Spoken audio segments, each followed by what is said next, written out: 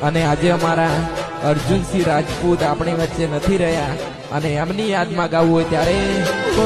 ગોમની બેઠકો અર્જુનસિંહ ઊની પડી છે